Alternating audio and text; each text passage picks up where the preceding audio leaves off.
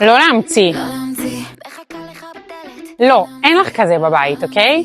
תקשיבי, המוצר שלי הוא מוצר חדש, שאני פיתחתי לבד. זה רעיון שלי, הוא פטנט גאוני ברמות, וזה אני המצאתי אותו. הרבה נשים הגיעו אליי ואמרו לי, פעם היה לי כזה מוצר, השתמשתי, לא אהבתי אותו, לא הסתדרתי איתו.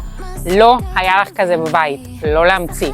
המוצר שלנו הוא בנוי על סרט קטיפה, ולא על סיכות. הסיכות גורמות לקרחות, בעיקר בחלק הקדמי, שזה מה שאנחנו ממש לא רוצות שיקרה. ולכן המוצרים שלנו מורכבים מסרט קטיפה בלבד, שהוא גם נוח ונעים על הראש הרבה יותר מסיכות, הוא לא עושה מגרנות, והוא גם לא קורע לך את השערות. דבר שני, המוצר שלנו הוא לא פוני. זאת אומרת, הוא יכול לשמש גם כפוני, אבל הוא מסתובב לארבעה כיוונים. כמו שאתם רואות עליי, הוא הולך אחורה ולא קדימה.